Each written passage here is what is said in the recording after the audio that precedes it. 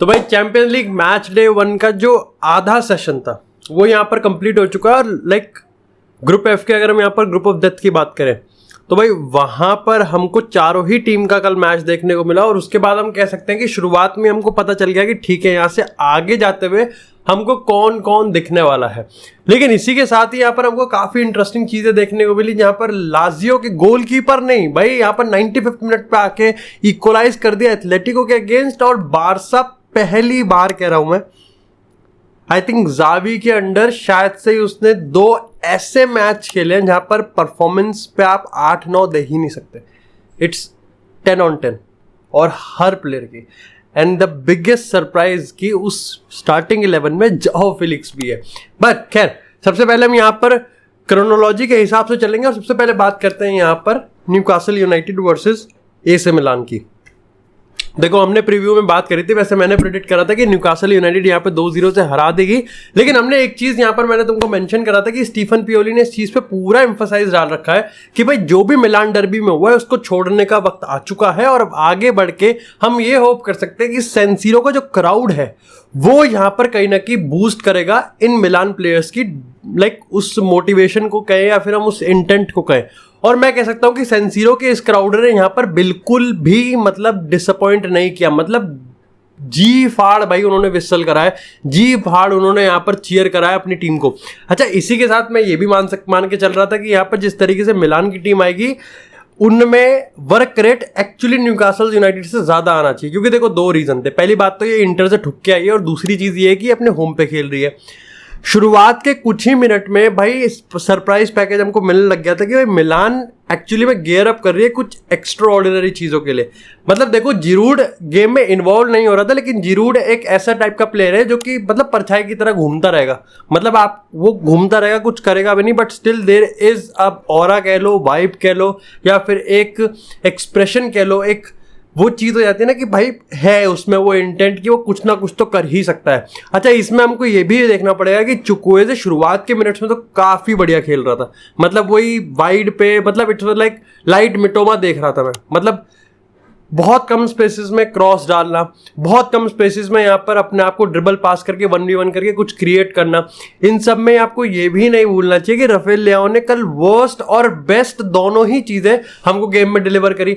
अच्छा जहां ये मिलान खेल रही थी फिजिकल पे, जहां ये मिलान खेल रही थी टेक्निकलिटी पे और गेम के ही मोमेंटम को ये यूज कर रही थी न्यूकासल यूनाइटेड के अगेंस्ट।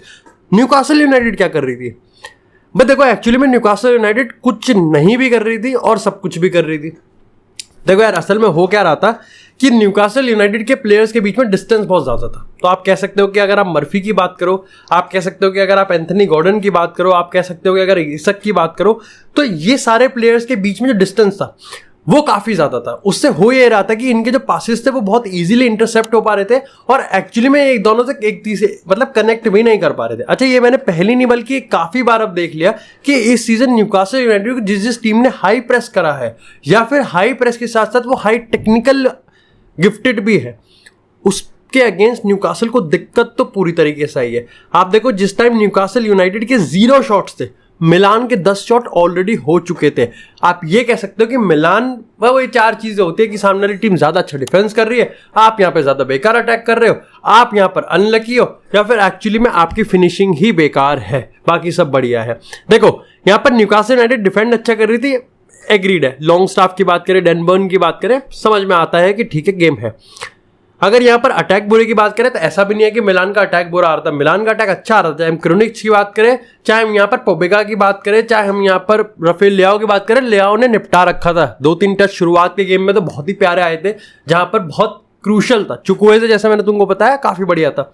तीसरे की बात करें कि भाई आप अनलकी हो, देखो अनलकी वर्ड आप यूज कर सकते हो क्योंकि लाइक जो पेनल्टी बॉक्स में एक आई थिंक टोमोरी का था, एक यहाँ पर एक और हेडर था, 2-3 हेडर थे जो कि मिस हो गए थे। तो निक पोप की परफॉर्मेंस तो बहुत बढ़िया आ रही थी फर्स्ट हाफ में। क्या मैं कह सकता हूँ कि निक पोप उनका बेस्ट प्लेयर था पहले 45 मिनट में। चौथी चीज आती है कि आपने गुडगोवर कर दिया लास्ट मोमेंट पे आके, और आई थिंक यही मैं कहूँगा राफेल लियाओ ने हर एक चीज करी, लेकिन बस वहीं चूक गया जहां पर उसको बस शूट करना था। और आई थिंक इस पूरे गेम के अगर आप थीम की बात करोगे तो न्यूकासल यूनाइटेड बच गई, मतलब लेजिट बच गई। और एसी मिलान यहां पर बहुत बहुत ज्यादा डिसअपॉइंटेड होगी कि इस मैच में यहाँ पर वो पॉइंट नहीं निकाल पाए। उनके पास बहुत मौके थे, बल्कि मौके तो यहाँ पर सिर्फ न्यूकासल यूनाइटेड पे भी नहीं थे, क्योंकि न्यूकासल यूनाइटेड वो होता ना स्विमिंग पूल में करता मरता क्या ना करता, हाथ पैर मार रही थी और कुछ भी नहीं हो पा रहा था उन पे। और आई थिंक इसके पीछे का रीजन ये है कि जब आप हाई प्रेस खुद करते हो तो ठीक है, लेकिन आपके अगेंस्ट जब हाई प्रेस होता है तो आप किस तरीके से play out from the back करते हो, किस तरीके से अपने चैनल्स को यूज करते हो, इंटरकनेक्ट करते हो, वहां पर न्यूकासल यूनाइटेड मात खा जाती है। इसी के साथ यार बात करते हैं यहाँ पर दूसरे गेम की, जो कि है डॉर्टमुंड वर्सेस पीएसजी का। देखो मैंने यहाँ पर प्रेडिक्शन में हमने बात करी थी कि डॉर्टमुंड के पास ऐसा कुछ है ही नहीं कि वो पीएसजी को डरा सके। अब ये बात तो सच है कि लगभग 45 मिनट तक उन्होंने रोक के रखा, लेकिन इसके पीछे तुमको समझना पड़ेगा कि जो ये 3-5-2 पे वापस से रीसेट बटन दबाया है डॉर्टमुंड के मैनेजर ने, वो इसलिए क्योंकि उसको पता है कि यहाँ पर काम कर नहीं रहा। अगर हम यहाँ पर मालन की बात करें या फिर आदेयामी की बात करें, आदेयामी का तो स्टिंकर गेम गया, मालन को भी कोई खास मौका मिला नहीं, बल्कि 1-2 शॉट अच्छे आए थे उसके। लेकिन उसके अलावा जूलियन ब्रंट की बात करें, इसके अलावा एमरे चैन की बात करें, मिडफील्ड अच्छी है, लेकिन आप कह सकते हो कि डॉर्टमुंड ने अपने आप को वो बेस ही नहीं दिया कि वो उस सफोकेशन से निकले कैसे। मतलब इवन अब अगर आप पीएसजी की अगर हॉरिजॉन्टल अटैकिंग की बात करें, अगर हम पीएसजी के यहाँ पर जिस तरीके से पोजीशन को यूज कर रही है, अटैक पे अटैक क्रिएट कर रही है, डॉर्टमुंड काउंटर पे कैसे खेले मेरे को समझ में नहीं आ रहा। उन्होंने ना ही एक सेट करा, इतने गद्दे पासेस, मतलब डॉर्टमुंड को देख के मेरे को बहुत फ्रस्ट्रेशन हो रही थी। बिकॉज यार ऐसा भी नहीं है कि पीएसजी का जो सिस्टम है वो इतना बिल्कुल अनब्रेकेबल है कि कुछ मामला हट ही नहीं सकता। बस डॉर्टमुंड यहाँ पर बहुत ही बेकार खेल रही है, और मैंने तुमको जैसे कहा था कि चारों टीम का मैच हो चुका है और आपको ऑलरेडी पता चल गया कि कौन ठुकने वाला है और कौन निकलने वाला है। अगर पीएसजी की बात करें तो एक टाइम तक तो देखो पीएसजी ने भी फ्रस्ट्रेट करा था। आप लगभग 60-70% पोजीशन ले लो और आप साइडवेज हॉरिजॉन्टल घुमा रहे हो, लेकिन देन जैसे जैसे गेम आगे बढ़ता है लोगों का यहाँ पर जो रोल था वो समझ में आ जाता है। अब अगर हम यहाँ पर हकीमी की बात करें तो भाई हकीमी आगे बढ़ता है और हकीमी यहाँ पर ओवरलैप करता है, उस्मान डेम्बेले के साथ अच्छा कनेक्ट करता है, लेकिन इसी में हमको उगारते और विटिनिया का रोल भी नहीं भूलना चाहिए। दोनों ही बहुत अच्छा 1-2 पासेस करते हैं। किलियन एम्बापे अगेन एब्सोल्युटली भाई जितना क्विक वो है वो बहुत ज़्यादा क्विक है, मतलब काफ़ी ज़्यादा क्विक है। और ऑफ कोर्स यहाँ पर भाई सुले की बात करें या फिर अगर हम यहाँ पर स्लॉटरबैक की बात करें, स्लॉटरबैक तो फिर भी चलो अच्छा खेला, सुले की बात करें तो स्लो है, बंदा काफ़ी स्लो है। तो यहाँ पर जो पीएसजी का 1-2 क्लोज प्रॉक्सिमिटी वाला गेम है ना, वो यहाँ पर एक मात्र तरीका था जो कि मेरे को लग रहा था कि ठीक है भाई डॉर्टमुंड के अगेंस्ट ऐसे ही गोल मारेंगे अगर मारेंगे तो, और काफी सारे चांसेस आए भी ऐसे। चाहे हम विटिनिया का वो बात गोल की बात करें, मतलब गोल पोस्ट की बात करें, उस्मान डेम्बेले की बात करें, देखो डेम्बेले का आप कह सकते हो कि डेम्बेले सब बढ़िया काम कर रहा है, डेम्बेले ड्रिबलिंग बढ़िया कर रहा है, डेम्बेले खेल बढ़िया रहा है, डेम्बेले हर चीज बढ़िया कर रहा है, लेकिन डेम्बेले शायद से गोल से थोड़ा दूर है। या फिर एक्चुअली में आप कह सकते हो कि डेम्बेले अभी तक वो कॉन्फिडेंस नहीं निकल के आया जहां पर वो अपने गोल और असिस्ट निकाल सके। अभी तक तो नहीं निकाला, आई थिंक 0 गोल्स और 0 असिस्ट है, लेकिन स्टिल ही इज इन्फ्लुएंशियल भाई, वो उसका इन्फ्लुएंस दिखता है। आंडू पांडू कोलू मुआनी से मैं थोड़ा सा डिसअपॉइंटेड हुआ इस मैच में, एक्सपेक्ट कर रहा था मैं काफी ज्यादा, लेकिन क्लंकी है उसका गेम थोड़ा सा। वैसा लगता है कि थोड़ा सा अभी परफेक्ट मेरे को लगता है कि इस पूरे पीएसजी के सिस्टम में कोलू मुआनी कैसे फिट हो रहा है ये या तो मैं नहीं फिगर आउट कर पा रहा, या फिर शायद से अभी तक खुद वो भी फिगर आउट नहीं कर पा रहे। गोंजालो रामोस ज़्यादा सही लग रहा था जब आया था, लेकिन अगर किलियन एम्बापे की बात करें ऑलरेडी 8 गोल स्कोर कर दिए हैं और आई थिंक 5वां या 6ठा अपीयरेंस ही है, तो तुम सोच सकते हो कि पीएसजी क्यों यहाँ पर निक्कर उतार के उल्टी लेटी रहती है एम्बापे के सामने। अगर हम ग्रुप एफ की बात करें, ग्रुप ऑफ डेथ की बात करें, मेरे हिसाब से पीएसजी स्ट्रॉन्गेस्ट गई है और डॉर्टमुंड वीकेस्ट गई है। मिलान सेकंड पे और न्यूकासल थर्ड पे। कैन आई सी मैं यहाँ पर देख रहा हूँ कि ये चीज चेंज हो सकती है, मे बी और मे बी नॉट। इसी के साथ यार बात करते हैं अब अपने तीसरे गेम की, जो कि था बार्सिलोना। जैसा मैंने तुमको कहा मैं इसको एग्जैजरेट नहीं कर रहा, लेकिन अगर बार्सिलोना फैन से तुम बात करोगे, लॉजिकल अगर बात करोगे, ठीक है, लॉजिकल कॉन्वर्सेशन राइवल फैंस के बीच में कम होती है, लेकिन अगर बात करोगे तो तुमको बताएगा कि जावी के अंडर बहुत बढ़िया गेम्स आए, लेकिन जावी के under back to back 10 out of 10 वाली परफॉर्मेंस आई है, ये थोड़ा मुश्किल है। देखो रियल बेटिस के अगेंस्ट तो 10 आउट 10 परफॉर्मेंस आनी बहुत बड़ी बात है, लेकिन एंटवर्प के आगे तुम कहोगे यार दिव्यांश भाई इतना क्या एग्जैजरेट कर रहे हो कि एंटवर्प के अगेंस्ट स्कोर क्या है। यहाँ पर ऑपोजिशन मैटर नहीं करता, यहाँ पर मैटर करता है कि आपने जिस उसको थ्रेशोल्ड को बनाया है, जिस सीलिंग को आपने खुद क्रिएट करा, आपने अगले मैच में उसको लेवल अप कर दिया, वो बहुत बड़ी चीज है। सोचो यहाँ पर आप जाओ फिलिक्स का गेम देखोगे, इंजॉय कर रहा है वो अपने गेम को, उस्मान डेम्बेले से ज्यादा इंजॉय कर रहा है वो अपने गेम को। मतलब ये जावी का बार्सिलोना स्पेल का शायद से वन ऑफ द हाईएस्ट और मोस्ट इंट्रीग्ड पॉइंट हो सकता है कि उसने जाओ फेलिक्स का करियर लाइक रिवाइटलाइज कर दिया। क्या हो चुका है? नहीं, हुआ नहीं है, लेकिन हो जाएगा, क्योंकि जाओ फेलिक्स एक्चुअली में इसी सिस्टम के लिए बना है। और मैंने एक ट्वीट भी करा था कि जाओ Felix in Barcelona is the exact thing जो कि तुमको देखनी चाहिए, और जाओ फेलिक्स इन एथलेटिको मैड्रिड वो एग्जैक्ट चीज है जो कि उसके एजेंट ने देखी थी पैसा कमाते वक्त। अब देखो यहाँ पर आपको ये भी समझना पड़ेगा कि जाओ फेलिक्स अपने आप को एंजॉय कर रहा है, एंड अगेन उसके इंटरव्यूज को देखोगे तो वो अपना गेम प्लान बिल्कुल बता देता है कि Lewandowski as a isolated striker का भी होना ही नहीं चाहिए, और इससे लेवा का भी फायदा होगा, इससे जाओ फेलिक्स का भी फायदा होगा। इसमें ओरियल रोमियो को स्टार्टिंग 11 में जगह नहीं मिली थी, लेकिन गुंडोगन की बात करें एब्सोल्युटली ब्रिलियंट। इसी के साथ आप यहाँ पर भाई फ्रेंकी डियोंग की बात करोगे, उसके लाइन ब्रेकिंग पासेस, उसके हाफ टर्न पे लाइक क्लोज प्रोक्सिमिटी में 1-2 करना, ड्रिबल करना, सेंटर बैक से बॉल को प्रोग्रेस करना, भाई Frenkie de Jong is one of the best midfielder और performing midfielder right now. Opposition की बात इसलिए नहीं कर रहा क्योंकि भला ही कुछ नहीं उन्होंने उखाड़ा हो, लेकिन द पॉइंट इज कि बार्सिलोना एक सीलिंग खुद के लिए क्रिएट कर रही है, उसको मेंटेन करना बहुत मुश्किल है, लेकिन उसको इंट्रोड्यूस करना जाबी के लिए एक नया ही मोटिवेशन है भाई जो इन्होंने खोला है, और वो भी चैंपियन लीग में जहां पे इनका रिकॉर्ड काफी खराब है। बहुत मोटिवेटिंग फैक्टर है।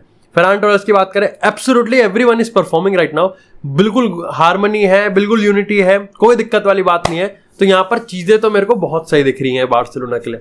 इसी के साथ यहाँ पर बात करते हैं अगर मैनचेस्टर सिटी की।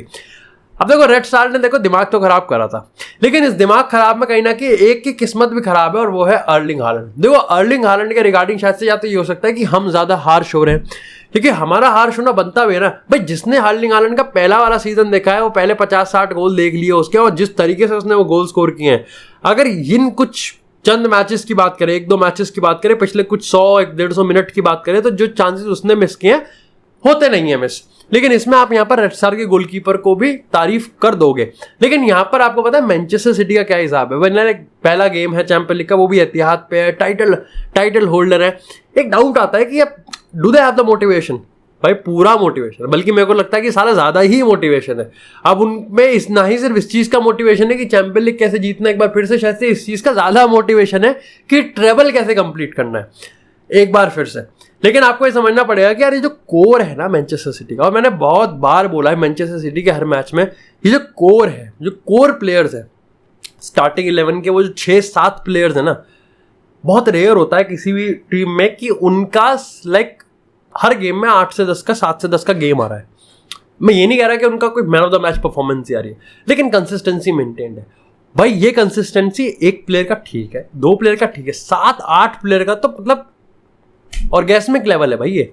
आप देखो यहाँ पर अगर जूलियन अल्वारेस की बात करो, साले मेरे को तो एग्वेरो वाली वाइब आ जाती है। वो तो गोल भी खैर उसने क्यूपीआर टाइप ही मारा था, लेकिन उस गोल मतलब गोल क्यूपीआर टाइप नहीं था, लेकिन उस गोल में अगर आप देखोगे तो नाजुकता है समझ रहे हो। गोलकीपर, और जब उसने गोलकीपर को बीट किया, और जो आउटसाइड वाली लाइन थी, गोल किक वाली लाइन थी, उसके बीच में बहुत कम डिफरेंस था। उसमें उसने कट भी मार दिया और गोल भी मार दिया। सेम आप वॉकर की बात करोगे, अब चाहे वॉकर का गोल यहाँ पर हटा दिया गया हो, लेकिन अगर आप वॉकर के एक्चुअल में जिस तरीके के गोल्स, जिस तरीके की पोजीशन वो डिफेंस में उठा रहा है, जिस तरीके के बिल्डअप में वो आ रहा है, वो बहुत इंपॉर्टेंट है, बहुत ज्यादा इंपॉर्टेंट हो जाता है। अगेन आप रूबेन दियास की बात करोगे, एब्सोल्युटली ब्रिलियंट, बहुत ज्यादा सेक्सी, हाफ लाइन से गेम को डिक्टेट कर रहा है, हाई लाइन पे ही वो अपने आप को मेंटेन कर रहा है। अगर आप यहाँ पर फिल फोर्डन या फिर अगर आप यहाँ पर जूलियन अल्वारेस, अर्लिंग हालैंड की बात करोगे, ये वो प्लेयर्स हैं जो कि एक्चुअली में डायमंड में खेल रहे हैं। अगर आप यहाँ पर पासिंग नेटवर्क को देखोगे मैनचेस्टर सिटी के, तो they are playing actually in diamond, और इस मिडिल में जो मास्टर क्लास आ रहा है, अगेन जैसे उधर फ्रैंकी डियोंग की तारीफ कर रहा था, इधर आप रॉड्री की तारीफ करे बिना जा ही नहीं सकते। तो मैनचेस्टर सिटी का जो, अगेन मैनचेस्टर सिटी और बार्सिलोना की बात करूं तो इनके जो ऑपोजिशन है उन पर कोई खास आपको ध्यान देने की जरूरत नहीं है। गोल मार देता वो अलग बात है, इन पर ध्यान देने की जरूरत नहीं है। ध्यान इस पे देना है कि ये टीम अपने मोमेंटम को कैसे बिल्ड कर रही है। एंड आई थिंक यहाँ बार्सिलोना का थोड़ा शॉकिंग और सरप्राइजिंग है। मैनचेस्टर सिटी से तो आप एक्सपेक्ट कर ही सकते हो कि नियर टर्म में तो कोई नहीं तोड़ने वाला है सिटी को, पक्की ही बात है।